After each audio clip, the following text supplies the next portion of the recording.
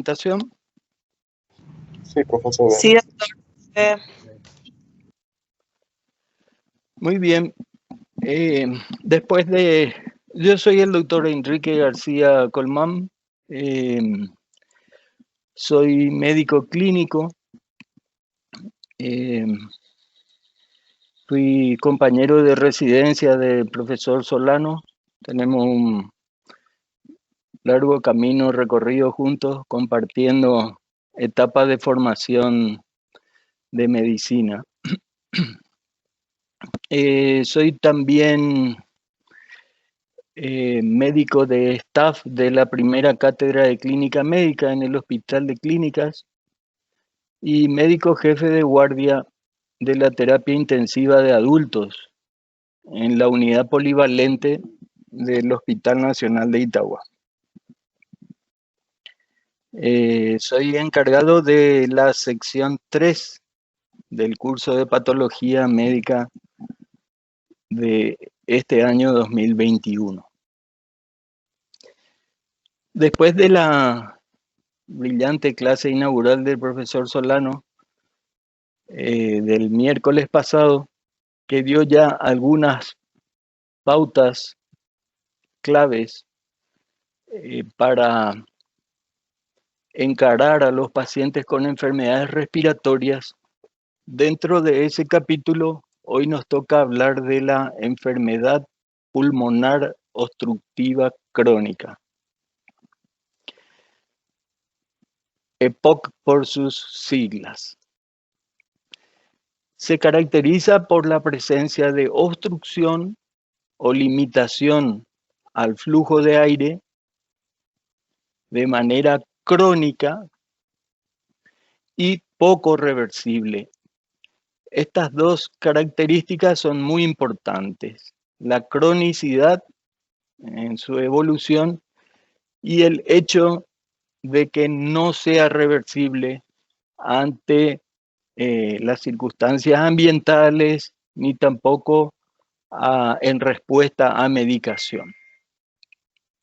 Y eso se debe a que hay una reacción inflamatoria de la pared de la vía aérea, principalmente frente al estímulo irritante del humo del tabaco y de la polución ambiental.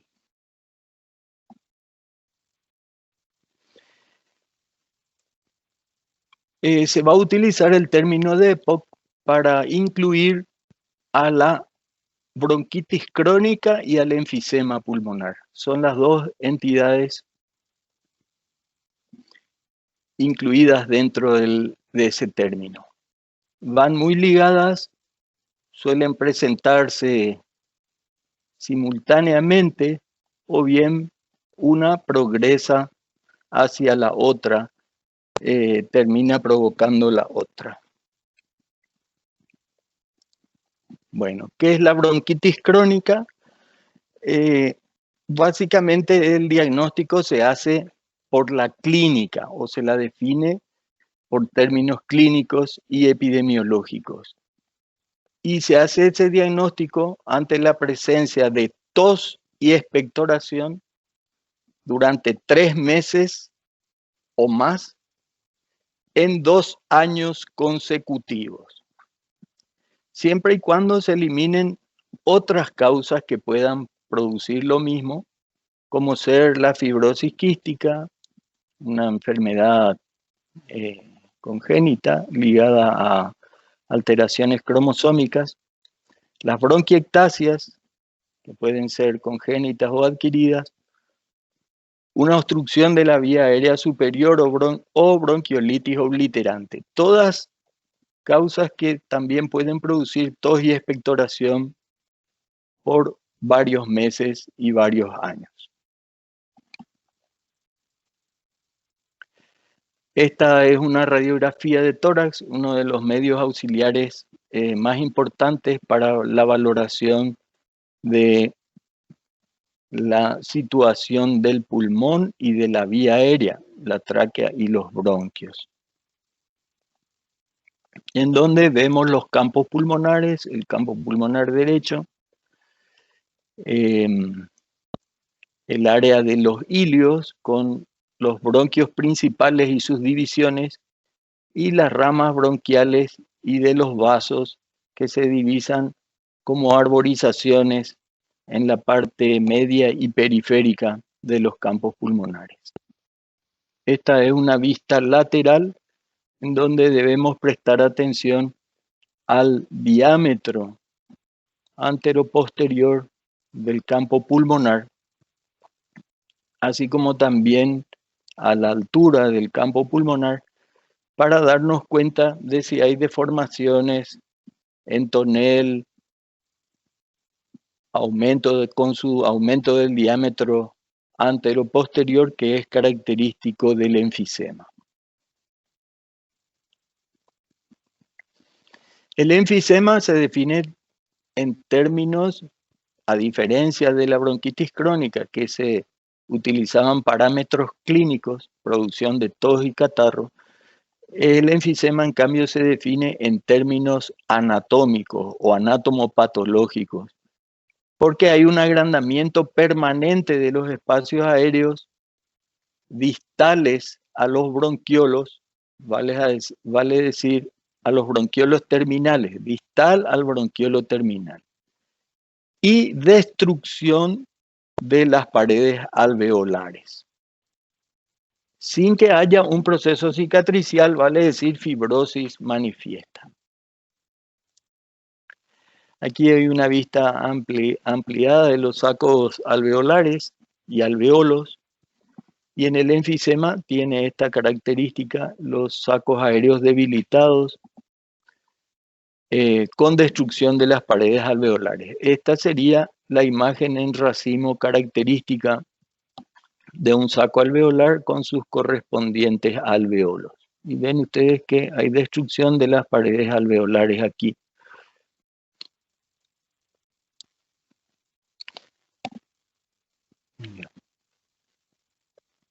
Esta es una radiografía de tórax de un enfisematoso. La sombra central no está aumentada de tamaño, y sí hay un aumento de la transparencia o de la luminosidad de los campos pulmonares. Hay unos hemidiafragmas aplanados, y en la línea medio clavicular se pueden contar 1, 2, 3, 4, 5, 6, 7, más de 6 costillas, indicando un aumento en el tamaño de los campos pulmonares. Más de 6 costillas contadas en la línea medio clavicular en una radiografía de tórax indica un aumento de la transparencia, de la luminosidad y del tamaño de la destrucción de las paredes alveolares. Vale decir, apoya el diagnóstico de enfisema. Bueno, y estas son las imágenes esquemáticas comparativas de las dos situaciones. El enfisema, destrucción de los sacos alveolares, y en la bronquitis crónica los cambios tienen que ver con un aumento en el grosor de la pared de los bronquios, y lo característico, el aumento de las secreciones endobronquiales producidas ante el estímulo de los gases irritantes ambientales y el humo de tabaco fundamentalmente. Bueno, y decíamos que hay factores desencadenantes o relacionados con ellos.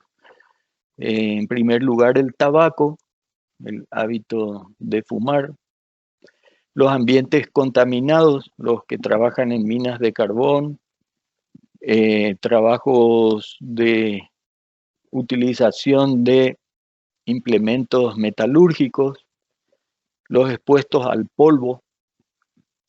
Un trabajo relacionado es el de la carpintería. me tocó asistir a un hermano de la congregación del Verbo Divino, que era el carpintero de la congregación. Y él hacía los bancos de las iglesias y los decorados de los altares, todo en madera. Era un artista, un artesano, que tuvo como consecuencia una bronquitis crónica primariamente y posteriormente una fibrosis pulmonar.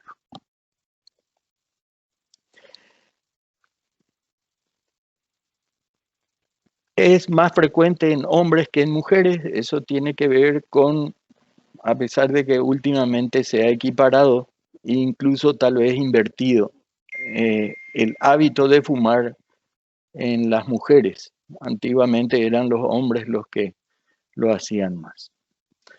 Es más frecuente en personas de raza blanca y también están implicados factores genéticos. Bueno, el cuadro clínico. Vimos que los síntomas son muy importantes para el diagnóstico de una de ellas, el que produce tos y catarro.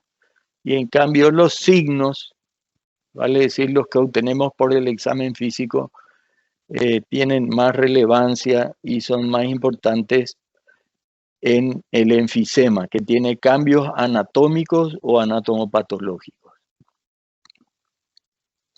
La enfermedad pulmonar obstructiva crónica tiene dos estadios o etapas. En las primeras fases de la enfermedad, la concentración de oxígeno en la sangre está disminuido,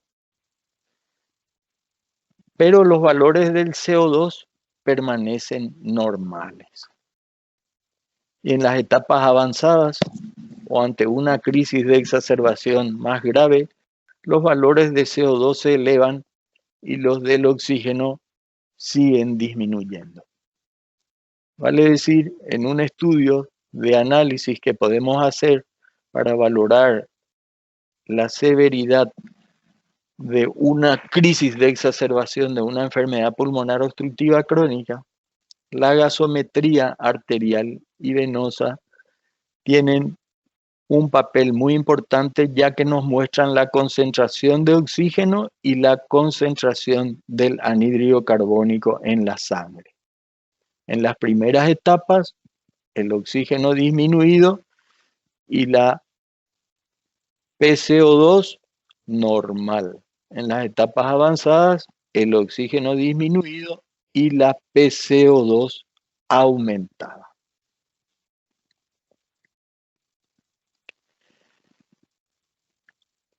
Los síntomas iniciales pueden aparecer luego de un tiempo prolongado de exposición entre 5 a 10 años, de fumar en forma activa, o también está la otra situación de la esposa o el esposo no fumador, pero que convive con el fumador.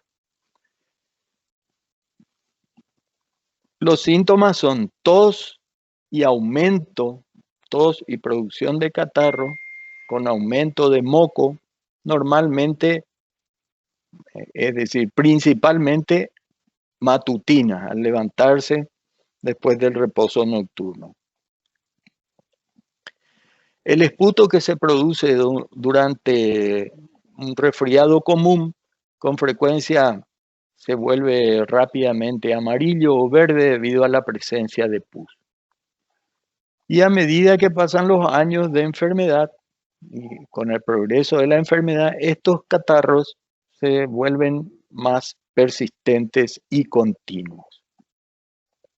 Hay sibilancias, una respiración soplante. Dice el paciente, cuando me acuesto a la noche o durante el día, tengo un silbido aquí en el pecho. Tengo chillido de pecho, refieren los pacientes. Y una sensación de ahogo o de falta de aire, el término semiológico es disnea, cuando se hace un esfuerzo. Y más adelante, con el progreso de la enfermedad, dicha dificultad para respirar aparece en las actividades de la vida diaria como asearse, vestirse o prepararse la comida.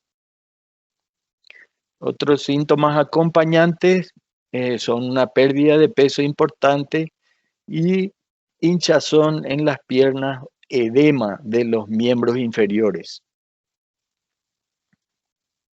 Cuando, como complicación, se produce una falla del corazón derecho o un cor pulmonale se llama eso, cuando el problema inicial está en el pulmón, eso genera una hipertensión retrógrada en el circuito de las venas de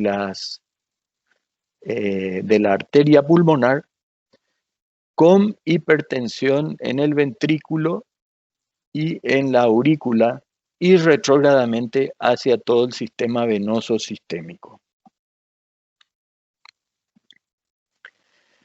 Bueno, hay una escala de gravedad propuesta por el British Medical Research Council en donde se gradúa la enfermedad en una escala leve cuando tiene disnea al caminar rápido en lo plano o al subir una pendiente suave. Es una enfermedad moderada cuando debe interrumpir su caminata en el terreno plano o su propio paso porque se cansa, le falta el aire, o también al subir escaleras. Y la enfermedad es de grado 3 o severa cuando hay fatiga con las actividades mínimas como el vestirse, desvestirse o dar unos pocos pasos. ¿Cómo se hace el diagnóstico? En el diagnóstico y manejo de la enfermedad pulmonar obstructiva crónica se debe valorar la función respiratoria y eso hace el diagnóstico de la enfermedad, la severidad y también nos permite tener una idea de qué respuesta hay al tratamiento. Es decir, si hay una respuesta buena, moderada o ninguna. Las técnicas más utilizadas para el diagnóstico, y esta es la prueba de oro, digamos, es la espirometría forzada, ya que el parámetro que mejor refleja la obstrucción es el flujo expiratorio máximo en un segundo. El paciente debe expirar, debe hacer una inspiración profunda y luego una expiración total, forzada, y se mide cuánto expiró en un segundo. Y eso se compara con tablas. Se considera que existe una obstrucción importante al flujo aéreo cuando el FEW1, flujo expiratorio máximo en un segundo, es inferior al 80% del valor estimado en la tabla. Y hay una clasificación funcional de severidad de la EPOC. Un estadio 0 en riesgo tiene una espirometría normal. Tiene, sin embargo, síntomas, tiene tos y tiene aumento de la producción de esputo. En el estadio 1 o de EPOC leve, el flujo expiratorio máximo en un segundo en relación con la capacidad vital forzada es menor al 70%. El flujo expiratorio máximo en un segundo es mayor al 80% de la referencia y puede tener o no síntomas crónicos, tos y aumento de catarros. El estadio 2 o de EPOC moderada la relación o el índice entre el flujo expiratorio máximo en un segundo y la capacidad vital forzada es menor al 70%. El FIU1 menos del 30%, FIU1 menos del 80% de la referencia. Se subdivide en 2A y 2B. El 2A tiene un flujo expiratorio máximo en un segundo menor al 50% y menor a 80% con referencia a la tabla.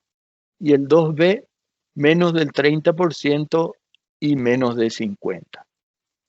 Y a la vez los síntomas pueden estar presentes o no.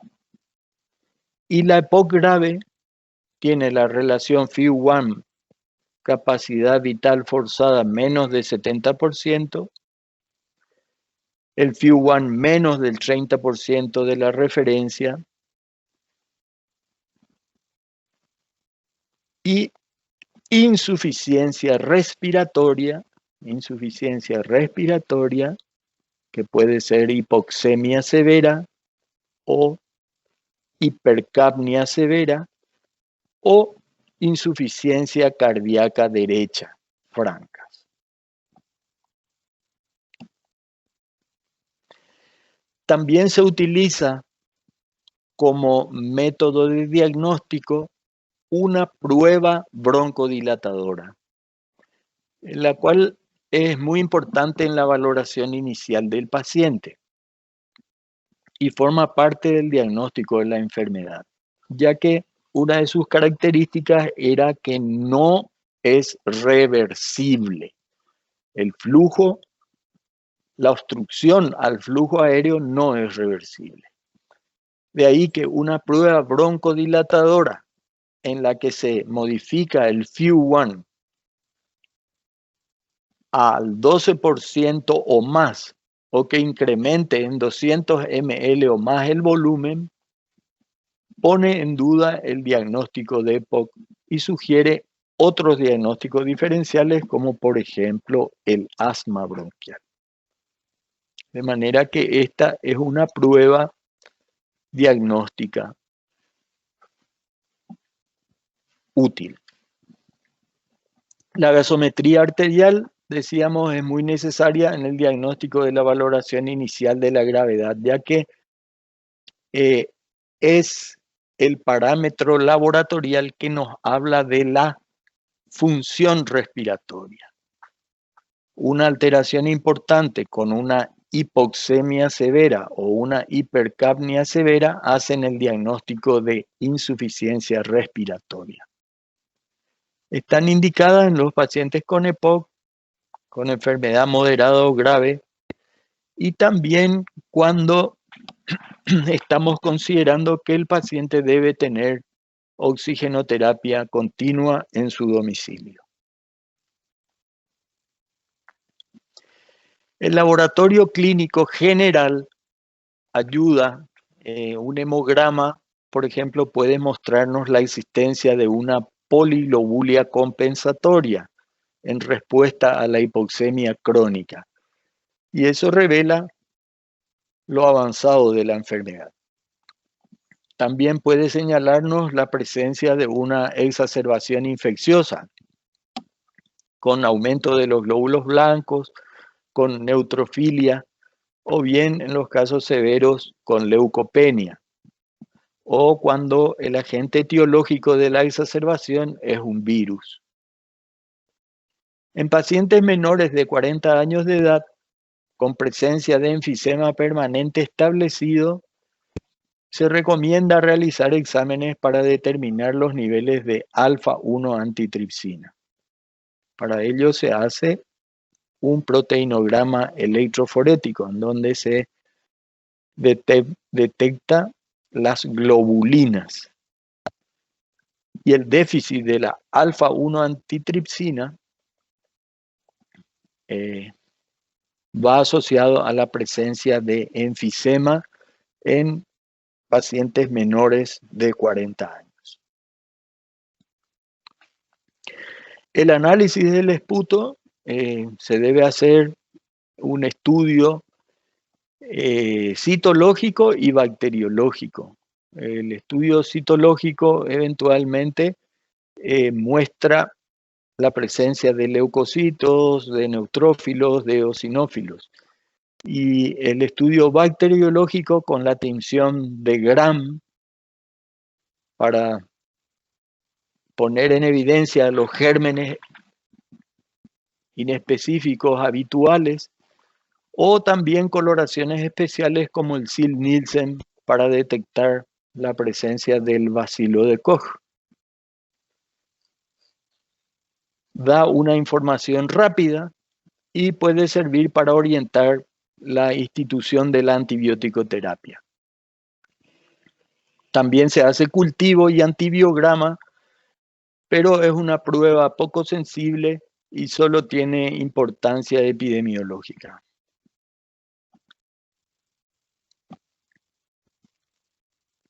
Hay algunos otros exámenes que tienen una relevancia clínica media, como la capacidad de difusión del monóxido de carbono, la evaluación de los volúmenes pulmonares estáticos y la respuesta a las pruebas de esfuerzo, la medición de la oximetría en las noches y la realización de una polisomnografía que consiste en la valoración de la función muscular respiratoria durante el sueño. Y exámenes de relevancia clínica baja, la medición del flujo pico, las pruebas de broncoprovocación, los exámenes de pequeñas vías aéreas, el estudio de la distensibilidad pulmonar, el estudio hemodinámico, la respuesta ventilatoria a la hipoxia y a la hipercapnia, que tampoco se utilizan de rutina.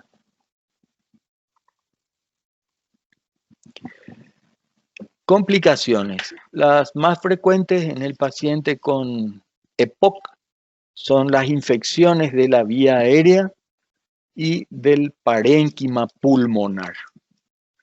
Un bronquítico crónico tiene bronquitis bacteriana sobreagregada y pueden tener también infecciones distales del parénquima pulmonar, vale decir neumonías.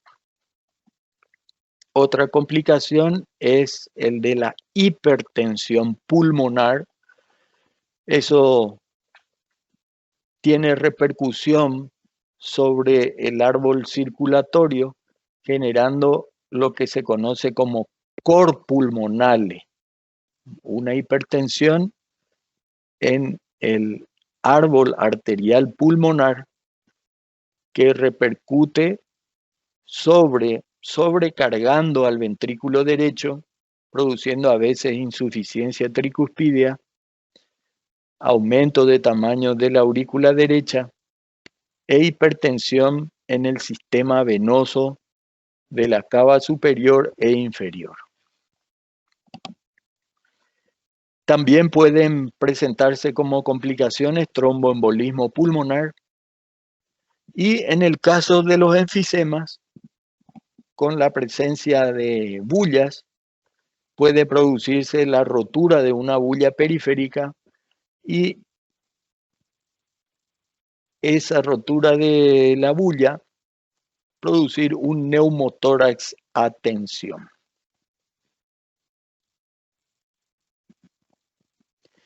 Finalmente, se considera de importancia que los pacientes de EPOC están dentro del grupo de alto riesgo para desarrollar cáncer de pulmón. Y de ello se deduce que algunos exámenes complementarios que pudieran ser útiles son la citología del esputo con un estudio Papa Nicolau de las células obtenidas del esputo. Y también la broncoscopía. El tratamiento es distinto en pacientes que padecen obstrucción respiratoria leve que los que tienen una obstrucción moderada o grave. Las distintas posibilidades son las siguientes. La primera de ellas es eliminar el ofensor. Y en los fumadores, dejar de fumar. Evitar la exposición a partículas irritantes en el aire.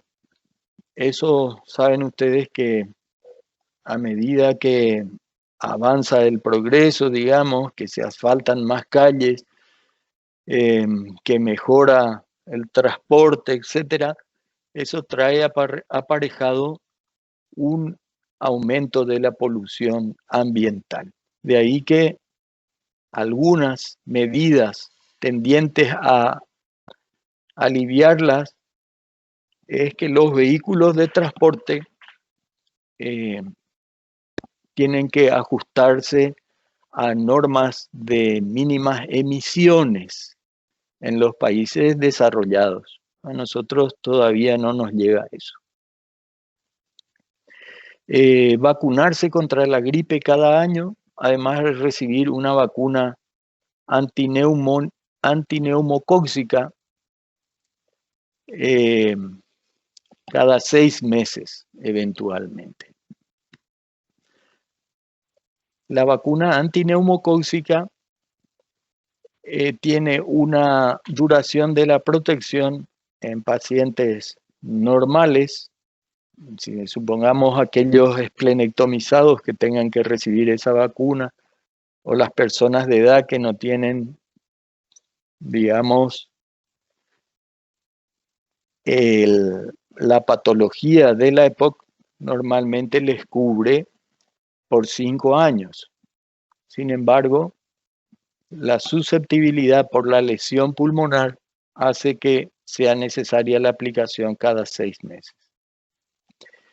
Y también eventualmente el uso de broncodilatadores para reducir el espasmo muscular pudiera ayudar, aunque ya vimos que una de sus características es la poca respuesta, la poca reversibilidad.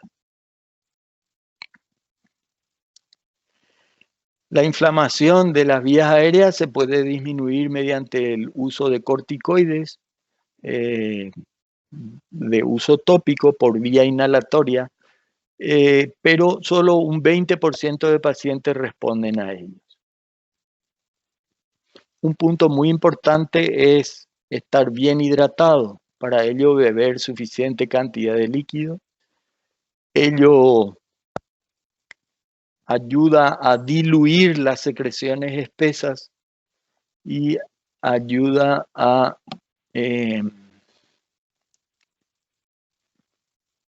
mantener la orina clara. Dice, eso evidentemente tiene que ver con la ingesta de gran cantidad de líquidos. Lo que necesita el organismo para buen funcionamiento es entre 2 y 3 litros de agua por día. La administración de oxígeno ayuda a disminuir esa sensación muy molesta, a veces desesperante, en las exacerbaciones graves de dificultad para respirar que sienten los enfermos cuando realizan las actividades o cuando incluso en los casos de extrema gravedad en reposo. Y en pacientes con déficit grave de la proteína alfa-1 antitripsina se puede sustituir la proteína mediante infusiones intravenosas semanales. Y hacer ejercicio ya sea en casa o mientras se está ingresado en el hospital. Lógicamente esto en los periodos de intercrisis. Durante las exacerbaciones hay limitación para hacer actividad física. Bueno, y la prevalencia mundial en el estudio de impacto global de las enfermedades auspiciado por la OMS y el Banco Mundial, en el 90, hace 30 años, fue estimada en 9 con 9,34 por mil en hombres y 7,33 por mil en mujeres. Esto 30 años atrás. Sin embargo, otras estimaciones que incluyen todas las edades e infravaloran la verdadera prevalencia de la EPOC en adultos de mayor edad. Estos incluían también gente que no está, digamos, expuesta al hábito de fumar, niños y adolescentes eventualmente. La prevalencia de EPOC es más alta en países donde el hábito de fumar ha sido o es común, mientras que es más baja en aquellos en donde el consumo del tabaco está menos difundido o el consumo total de tabaco por individuo es más reducido.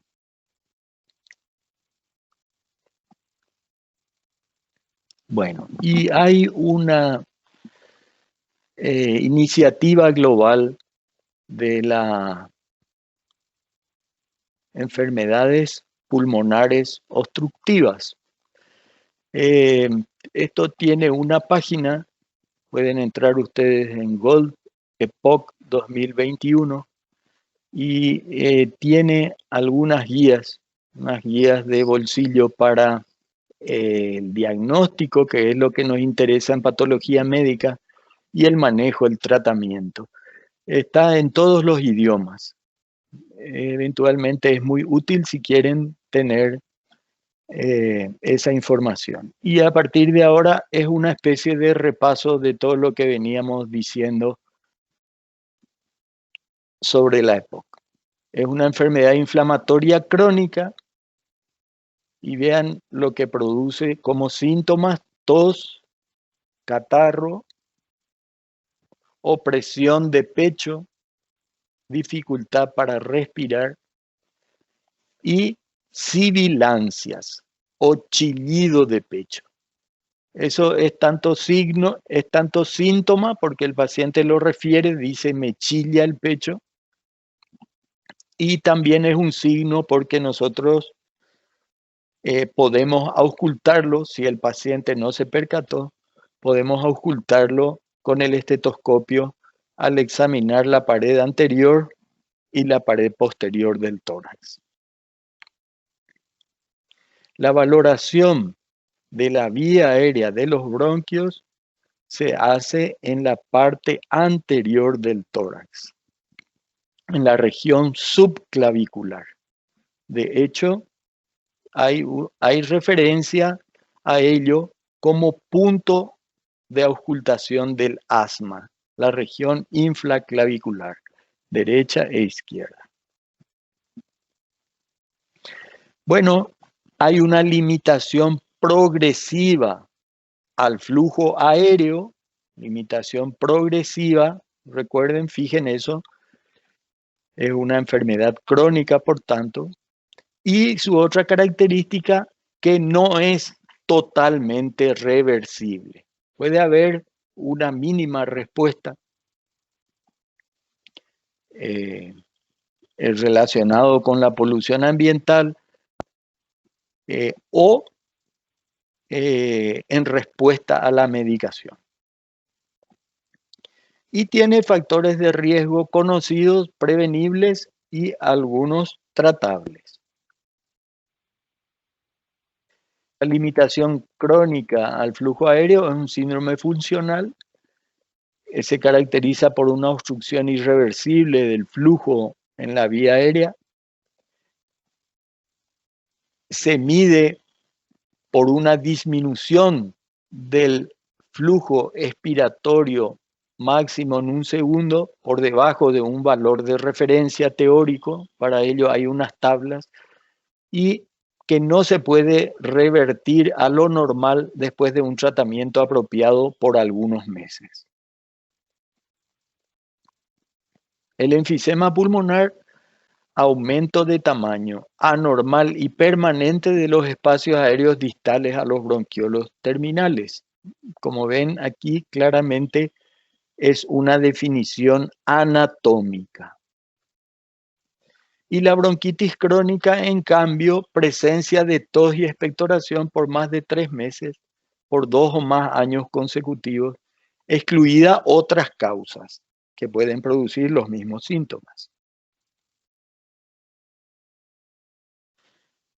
Enfisema pulmonar, aumento de tamaño anormal y permanente de los espacios aéreos distales a los bronquios terminales. Y bronquitis crónica, presencia de tos y expectoración por más de 3 meses por 2 años consecutivos, excluidas otras causas. Estas son las definiciones que debemos recordar.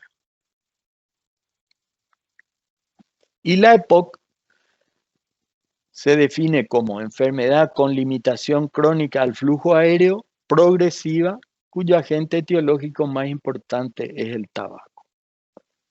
Histopatológicamente presenta una combinación en grados variables de enfisema o inflamación crónica de las vías aéreas. ¿Y cuáles son otras enfermedades con limitación crónica del flujo aéreo? Aparte de la EPOC, vale decir diagnósticos diferenciales, el asma en una fase irreversible o un estado de mal asmático, las bronquiectasias, hay un defecto anatómico con una dilatación de los bronquios, las secuelas de la tuberculosis. Las secuelas de la tuberculosis dan fibrosis, retracción y también dilatación de los bronquios del segmento afectado. La fibrosis quística, como decimos, una enfermedad ligada a defectos cromosómicos. La neumoconiosis, o la fibrosis pulmonar. Y la bronquiolitis obliterante,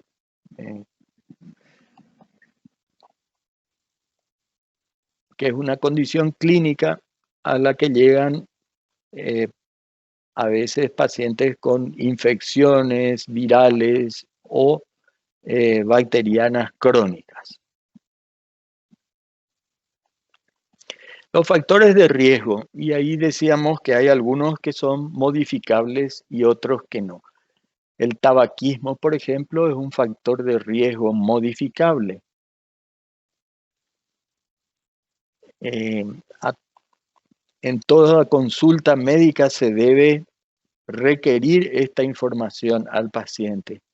Y a todo aquel que tiene el hábito, el médico está obligado a pedirle que lo abandone, y con argumentos a veces muy pesados. Hay la idea de que el único riesgo del hábito tabáquico es el cáncer de pulmón, pero eso no es así. Muchos otros cánceres están relacionados con el hábito de fumar.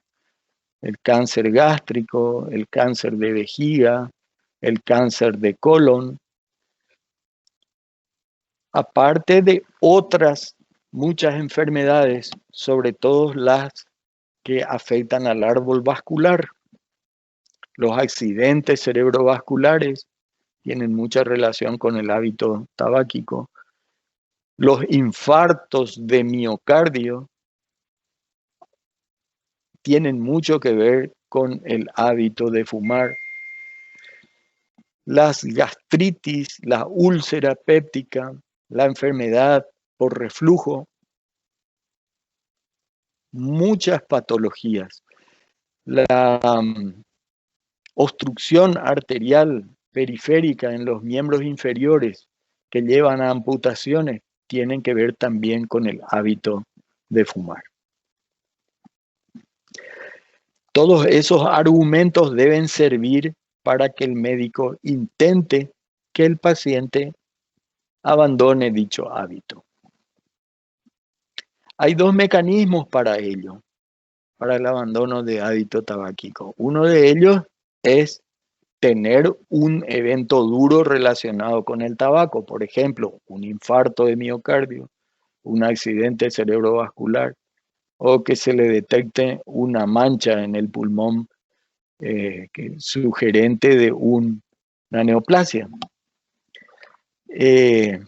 Una faringitis crónica, en donde el paciente, relatado por un paciente, me miré al espejo y vi en mi garganta puntitos rojos de sangre y me salía catarro con sangre. Eso fue suficiente motivo de alarma para el paciente para que concluya que el cigarrillo estaba estaba teniendo esa consecuencia y lo dejó de una. Y el otro método sugerido es el hacerlo de manera progresiva, de manera gradual. Para eso se tiene el propósito del paciente de dejar de fumar. Vale decir, requiere la voluntad. Y se le dice, vaya disminuyendo de a 2 o 3 pavilos por semana hasta lograr, vale decir, si fuma un paquete de 20, la siguiente semana 18, la siguiente 16, 14, 12, 10, 8, en fin, hasta lograr el objetivo de dejar de fumar. Eso tiene por objetivo disminuir los síntomas del síndrome de abstinencia. El motivo por el cual el fumador cada vez va fumando más es, primero, una dependencia psíquica y segundo, una dependencia física. Y esa dependencia física le genera un malestar, le genera una intranquilidad, una ansiedad, unos temblores, una taquicardia, en fin, un sentirse mal, que se aplaca con fumar. Entonces, el descenso gradual tiene por objetivo ir disminuyendo hasta valores tolerables la presencia de esos síntomas que le inducen a fumar. Y ayudado con la voluntad que tiene de dejar el hábito, puede lograrlo si lo hace de manera progresiva. Otro factor de riesgo de desarrollar enfisema dijimos que era el déficit de la alfa-1 antitripsina. Eso también tiene que ver con anomalías cromosómicas. El humo de leña es un frecuente irritante en las amas de casa que cocinan a leña, la contaminación, la polución ambiental, una condición que se llama hiperreactividad bronquial, eso la tienen algunas personas, el sexo, la raza y el nivel socioeconómico, y los factores ocupacionales como los que trabajan en metalúrgica, los carpinteros, los barrenderos, en fin.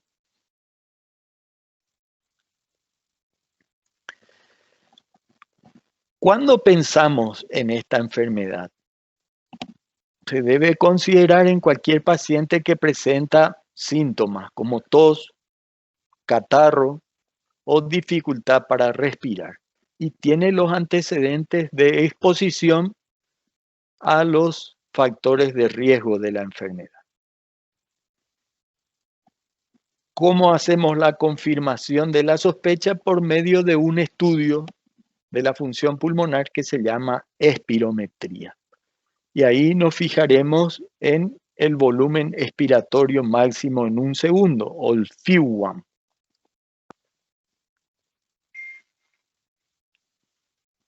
También se hace una prueba terapéutica, se le somete al paciente a la inhalación de un broncodilatador y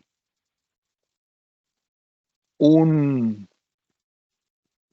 FIU-1 menos del 80% sugiere la enfermedad, y un índice entre el FIU-1 y la capacidad vital forzada menos del 70% confirma la presencia de limitación del flujo aéreo que no es reversible a la prueba broncodilatadora. Con esos elementos se hace el diagnóstico de EPOC. Síntomas: espirometría, FIU-1 menos de 80%, y el índice o la relación entre el FIU-1 y la capacidad vital forzada menor del 70% hacen el diagnóstico de limitación al flujo aéreo poco reversible.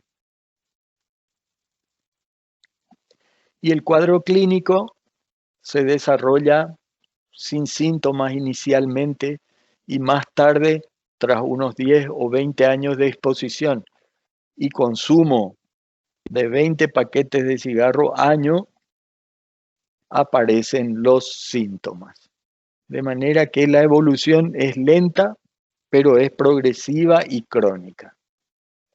Los síntomas: tos y esputo, mucoso al principio, generalmente matinal. Cuando el esputo o el catarro expectorado se vuelve purulento, ello es sugerente de una complicación, cual es una infección sobreagregada, viral, bacteriana inespecífica o específica, bacilar.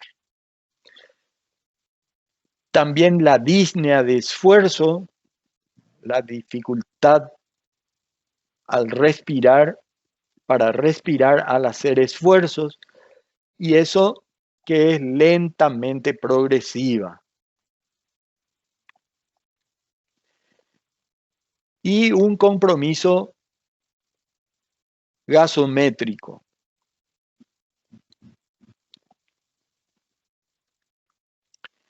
¿Qué estudios diagnósticos son útiles? Ya dijimos los datos de laboratorio, en qué pueden sernos útil un hemograma, una gasometría arterial, una radiografía de tórax es fundamental, y en ellos vamos a buscar los signos de hiperinsuflación pulmonar. ¿Recuerdan? El aumento de la luminosidad del parénquima pulmonar, lo que se ve negro es aire en la radiografía. Recuerden que es un negativo de una fotografía. El contar más de 6 costillas en la línea medio clavicular, la presencia de los hemidiafragmas aplanados, no abovedados como son normalmente, y signos de hipertensión pulmonar. Signos de hipertensión pulmonar se ven sobre todo en el arco medio de la silueta cardíaca, donde dejan su huella por presencia la aurícula izquierda y las venas pulmonares. Y la espirometría con un patrón obstructivo que no revierte a lo normal luego de un tiempo de terapéutica adecuada o luego de una prueba broncodilatadora en el mismo procedimiento. Bueno, y vean ustedes la imagen tridimensional de un enfisema, en donde ven ustedes aquí la destrucción de las paredes alveolares.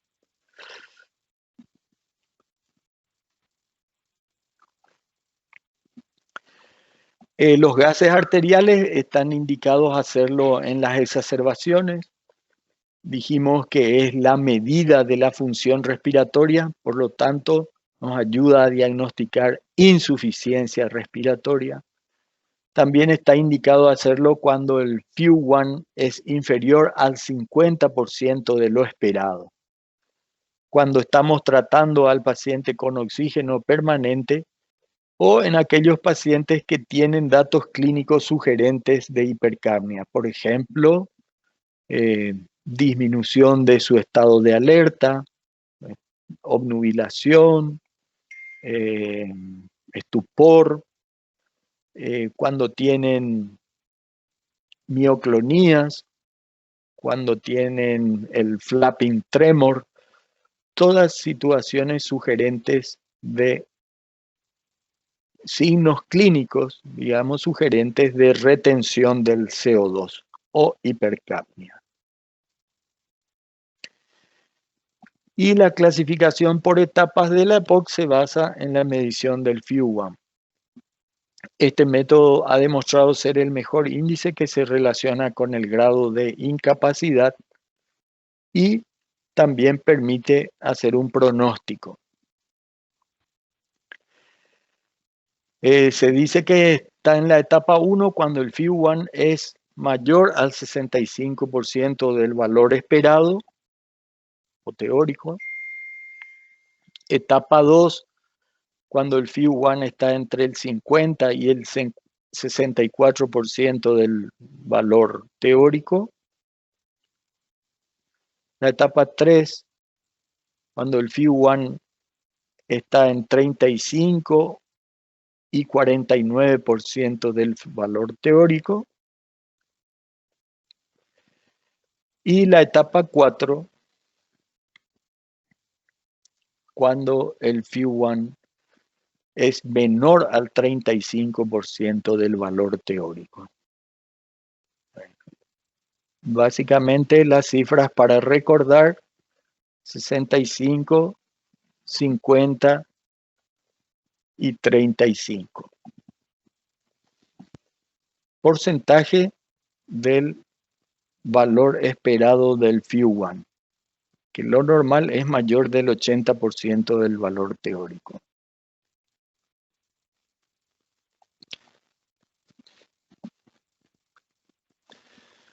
Muy bien, es todo lo que con respecto a esta patología quería comentarles. Y estar a la espera de sus preguntas.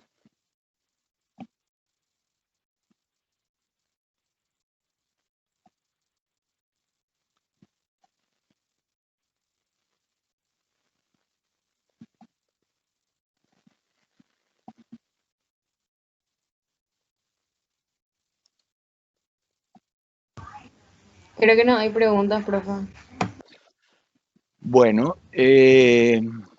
Todo claro, profe. Doctor, ¿puedes volver a repetir la parte de la radiografía, sí, por favor? cómo no. Un momentito. Vamos a retroceder hasta la imagen y vamos a ver.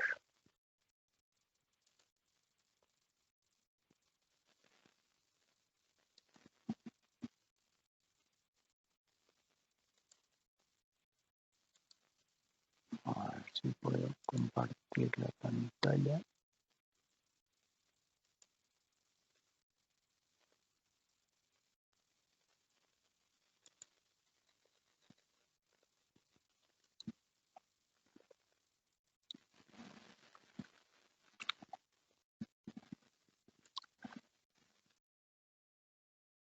¿Se ve la imagen ahí?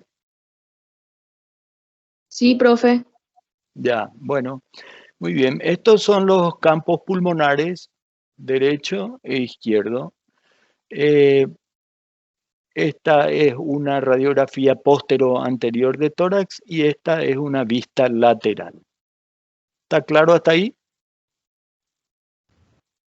Sí, profe. Sí. Bueno, lo que decíamos, que la bronquitis crónica tiene tos y catarro y se produce por una inflamación de los bronquios.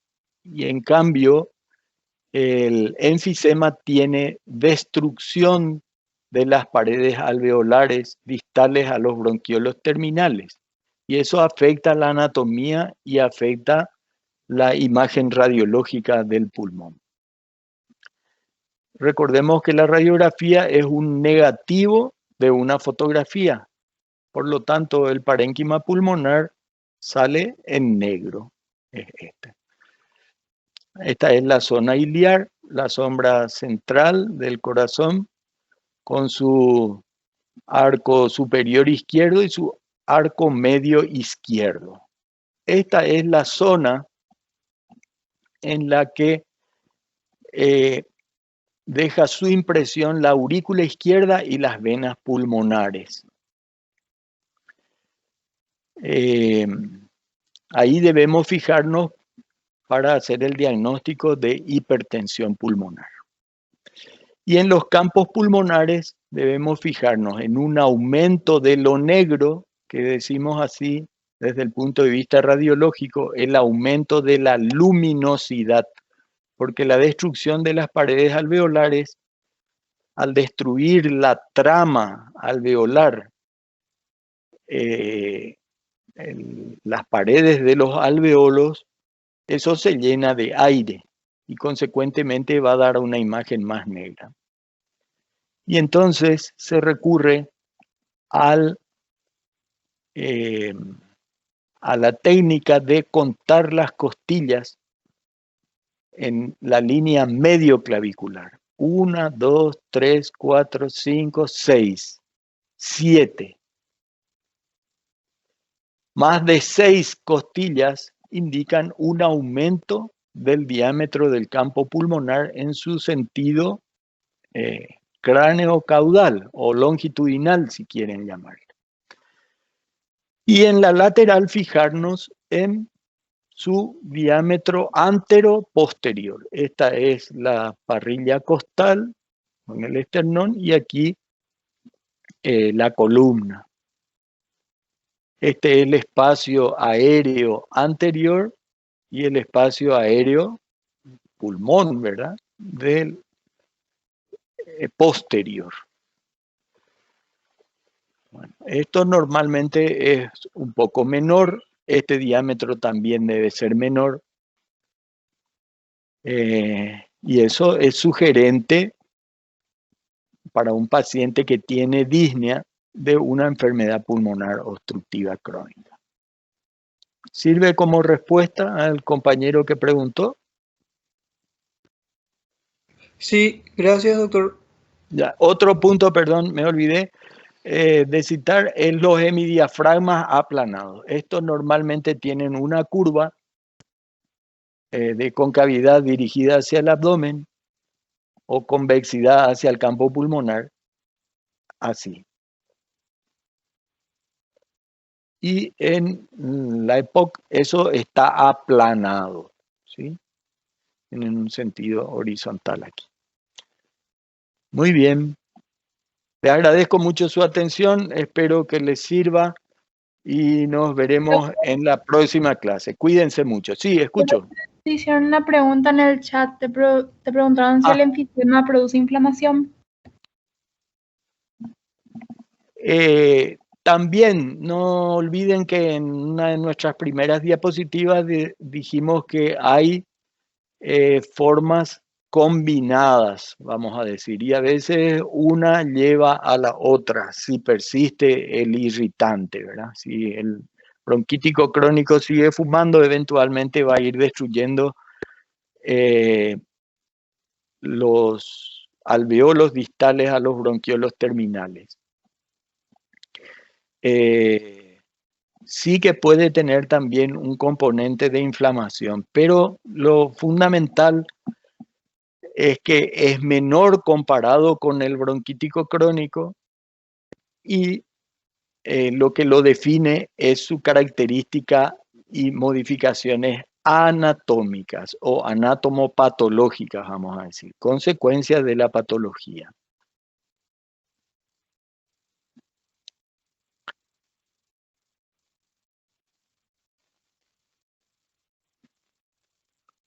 estudien y cuídense mucho. Patología médica va incorporado a nuestro disco duro de médicos y debemos tener un conocimiento, si se puede, debemos esforzarnos para que así sea, enciclopédico de patología médica. Y eso se consigue únicamente con el estudio. Ya después vendrán los otros conocimientos que me dará la experiencia, me darán las vivencias en las guardias, me darán el examinar al paciente, escuchar su relatorio de síntomas, etcétera, vendrán esas cosas. Pero mientras tanto, lo que debemos hacer es estudiar con vistas al conocimiento enciclopédico, de ser posible, de patología médica. Utilicen su tiempo en ello. Yo les quiero hacer un pedido también, en el mismo sentido, creo lo hizo el doctor Solano el otro día. Si no dejan pasar el día de hoy sin ir al libro de Farreras, al capítulo de enfermedades respiratorias y al tema enfermedad pulmonar obstructiva crónica, y darle una lectura desde definición hasta tratamiento, que no les va a llevar más de 15 o 20 minutos, no les va a llevar más que eso. Habrán aprovechado la clase y la lectura del libro. Y ya va a quedar incorporado al disco duro. Les agradezco mucho su atención y hasta la próxima. Gracias, profe. Gracias, doctor. Gracias, profe. Gracias, profe. Gracias, profe. Gracias, profe. Gracias, profe. Profe, una pregunta. Escucho. ¿Cuándo se va a subir el cronograma? O sea, ¿cuándo vamos a tener acceso al cronograma de esta asignatura? Porque aún no tenemos acceso a ese cronograma. Aún no. No. Entiendo que se iba a subir la semana pasada, pero voy a conversar con el profesor Hugo Elías y se estará alzando en la brevedad posible. Entiendo, profe. Muchas gracias. Encantado. Buena suerte. Profe, Escucho, Igual. le quiero hacer una consulta. escucho. Por si acaso tiene un correo o un número de teléfono en el cual pueda comunicarme con usted, porque como dijo que es el encargado de la sección 3. Así mismo. Sí. ¿Puedes anotar? Sí, anoto. 82 16 16 80. Ok, gracias, doctor. Bueno, envíame un WhatsApp y estamos en comunicación. Genial, gracias. Encantado. O a través del delegado de la sección también pudiera ser, ¿eh? Esa soy yo. Paula Flores. Ah, eres tú. Encantado, Paola. Muchas gracias. Sí, doctor, gracias a usted. Estamos en contacto. Gracias.